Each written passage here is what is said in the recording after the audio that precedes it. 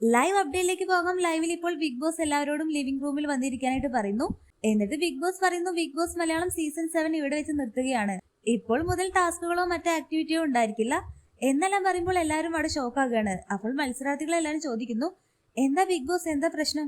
അപ്പോൾ big boss പറയുന്നു, ഇനി മുതൽ നിങ്ങൾ അതിഥികളായിട്ട് മാത്രം കാണുകയുള്ളൂ. സാധാരണ രീതിയിലുള്ള ഭക്ഷണങ്ങളെല്ലാം നിങ്ങൾക്ക് ലഭിക്കും. പക്ഷേ ഇനി മുതൽ ഒരു ആശയവിനിമയം നിങ്ങളുമായിട്ട് എന്റെ ഭാഗത്തു നിന്നുണ്ടാകില്ല.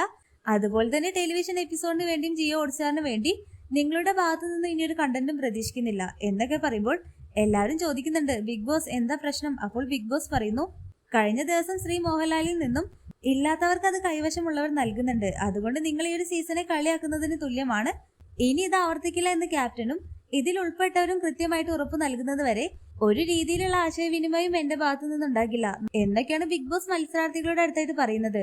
അപ്പോൾ ക്യാപ്റ്റനായിട്ടുള്ള ഷാനവാസ് അത് കൊടുത്ത ആളുകളെയൊക്കെ മുൻനിർത്തിക്കൊണ്ടവിടെ ചോദ്യം ചെയ്യുന്നുണ്ട്. മെയിനായിട്ട് മേക്കപ്പ് സാധനങ്ങളെല്ലാം യൂസ് ആക്കുന്നത് ജിസയിലാണ്. അങ്ങനെ ഇനി ആവർത്തിക്കില്ല എന്ന് യൂസ് ആക്കിയവരും കൊടുത്തവരെല്ലാം ഉറപ്പ് നൽകുന്നു. അങ്ങനെ ബിഗ് ബോസ് പറയുന്നു, ഈ സീസണിൽ ആദ്യമായിട്ടാണ് ഒരു മിഡ് വീക്ക് എവിഷൻ നടക്കാനായിട്ട് പോകുന്നത്. നിങ്ങളിൽ നിന്നും 2 പേരാണ് പുറത്തു പോവുക. എന്നാൽ ഷാനവാസും അക്ബറും ഒഴികെയുള്ളവരിൽ നിന്ന് 2 പേരെയാണ് തെരഞ്ഞെടുക്കുന്നത്. മത്സരാർത്ഥികളിൽ നിന്നും 6 പേരെ എല്ലാവരും ചേർന്നുകൊണ്ട് മിഡ് വീക്ക് എവിഷനായിട്ട് തെരഞ്ഞെടുക്കണം.